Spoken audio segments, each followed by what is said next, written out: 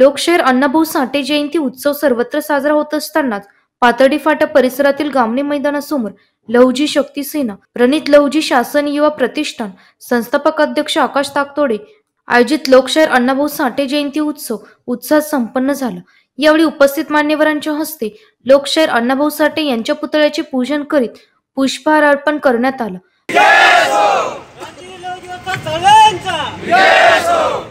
छत्रपती शिवाजी महाराज के जय, doctor Babasaheb आंबेडकरांचा जय, साहित्य सम्राट अण्णाभाऊ साठेंचा जय, आमचे गुरु लहुजी वस्ताद साळवेंचा जय।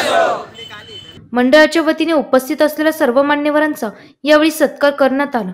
या कार्यक्रमास भाजपा उद्योग आघाडी नेते प्रदीप पेशकार, प्राध्यापक रवींद्र सुरवसे, आबासाहेब टरफले, संस्थापक अध्यक्ष आकाश ताकतोडे, कडूदादा ताकतोडे, रंगनाथ कोचेकर, नंदू खंदारे, गजानन निकाळजे, दर्शन गायकवाड, आकाश मर्वे, साहिल कांबळे, अनिकेत कांबळे, किशोर बांगर, विशाल बांगर, सतीश गवारे, विकास ताकतोडे, पवन गवळी, रवी ताकतोडे, शिवा ताकतोडे, गजानन खिल्लारे यांच्यासह समाज बांधव उपस्थित होते। यावेळी प्राध्यापक रवींद्र सुरवसे यांनी लोकशाहीर अण्णाभाऊ साठे जयंतीच्या शुभेच्छा देत आपले मनोगत व्यक्त केले। अण्णाभाऊ साठे यांच्या कामाचा, कार्याचा, विचारांचा डंका ह्या नव्हे नाशिक शहरातच नव्हे, महाराष्ट्रात, देशात, रशियात सर्वत्र होत आहे। का? कारण ज्यांचे विचार, ज्यांचं कार्य हे अजरामर राहतं, ते झाकळल्या जात नाही। आता दिसायला का सूर्य नाही, पण थोड्या वेळानं हा सूर्य दिसणार आहे। असे ढगा सारखे अडथळे भरपूर येत असतील, अण्णाभाऊंचं नाव झाकणारे भरपूर येत असतील, परंतु अण्णाभाऊ सूर्यासारखे स्वयंप्रकाशित आहेत, तेजस्वी आहेत। त्यांचा आचार, त्यांचं साहित्य हे कुठेही दबून राहिलेलं नाही। मित्रांनो, आजचीच घटना, आज 1 ऑगस्ट 2024 अण्णाभाऊ साठे यांच्या नावाने अण्णाभाऊ साठे शिक्षण व प्रशिक्षण संस्थेचं उद्घाटन हे मुंबईमध्ये सध्या लाईव्ह चालू आहे। मित्रांनो, संगमवाडी येथे लहुजी साळवे यांच्या स्मारकाचं भूमिपूजन होऊन त्यांचं काम सुद्धा सुरू झालेलं आहे। मित्रांनो, अनुसूचित जातीमध्ये अ ब गड असं वर्गीकरण असावं यावर सुद्धा समित्या स्थापन झालेल्या आहेत। निश्चितच येणारे दिवस मला थोडे सुगीचेच वाटायलेत। हे जो सरकार आहे निश्चितच आपल्या समाजासाठी त्यांच्या शिक्षणाची काळजी घेत आहे, त्यांच्या अर्थकारणाची काळजी घेत आहे। आपलं बंद असलेलं 7 वर्षापासूनचं महामंडळ सुरू झालेलं आहे। निश्चितच या सर्व योजनांचा आपण लाभ घेतला पाहिजे। तसेच यावेळी भाजपा उद्योग आघाडीचे नेते प्रदीप पेशकार यांनीही लोकशाहीर अण्णाभाऊ साठे जयंतीच्या शुभेच्छा देत उपस्थितांना मार्गदर्शन केले। की अल्प शिक्षण आणि विद्वत्ता, परंतु याला अल्प शिक्षण म्हणायचं का हा मोठा प्रश्न आहे। कारण लौकिकार्थाने कुठल्याही शाळेत प्रवेश न घेता येऊ शकलेले अण्णाभाऊ आज जगाची प्रेरणा बनतात।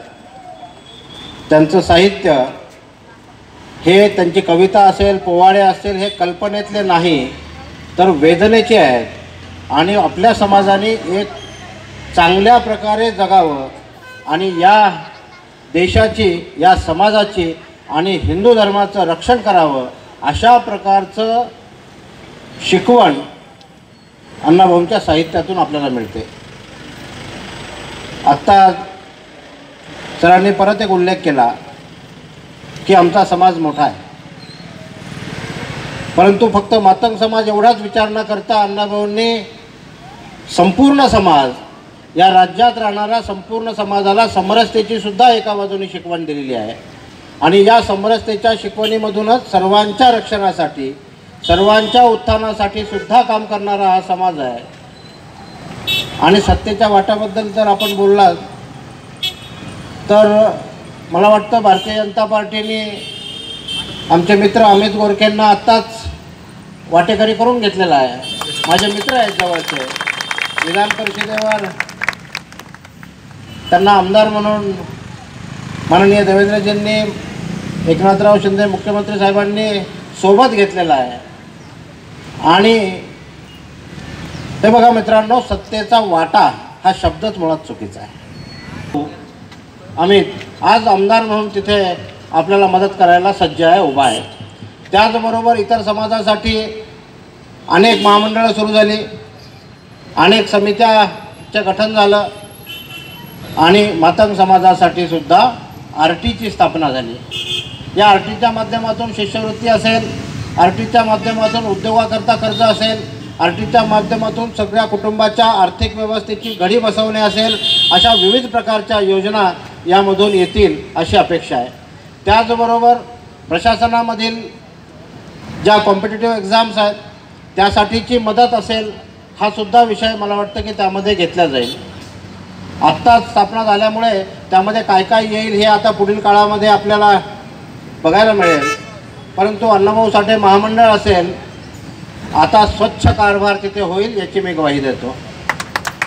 आबासाहेब टरफले यांनी लोकशाहीर अण्णाभाऊ साठे जयंती दिनाच्या शुभेच्छा दिल्या.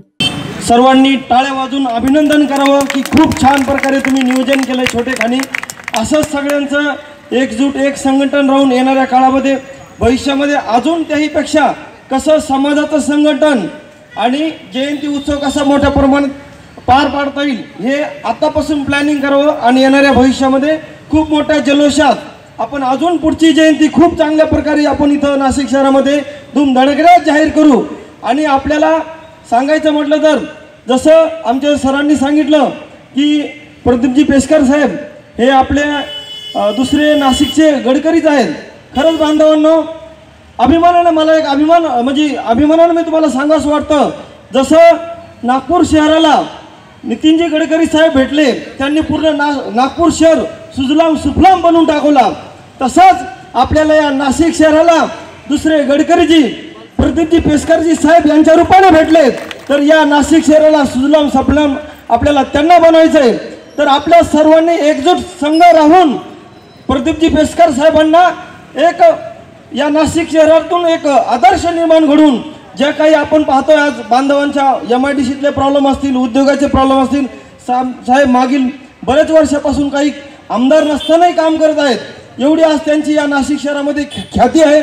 मी पाहतोय आज ग्राउंड लेवलला काम करत असताना प्रदीप साहेबांना या नाशिक शहरामध्ये असं जे नावाजलेले लोक आहे किंवा जे छोटे व्यापारी जरी असेल, रिक्षा चालवणारा असेल, दुकानदार असेल, भाजीपालावाला असेल, कुठल्या जरी व्यक्तीकडे जरी गेलं तर प्रदीप साहेबांना ते नावानिशी ओळखताल. याबद्दल साहेबाला तुमचा खूप अभिमान आहे. तसंच त्यांनी आजपर्यंत जे काम केलंय या उद्योगासाठी आणि उद्या भविष्यातले जर आमदार झाले तर या नाशिक शहराला नक्कीच सुजलाम सफलाम बनवतील. एवढे माझे 2 शब्द संपवतो. जय हिंद, जय महाराष्ट्र. या कार्यक्रमास लहुजी शक्ती सेना, प्रणित लहुजी शासन युवा प्रतिष्ठान, पदाधिकारी, कार्यकर्ते, समाज बांधव, नागरिक, महिला मोठ्या प्रमाणावर उपस्थित होते. NCN न्यूज साठी प्रतिनिधी सचिन दिवटे, नवीन नाशिक.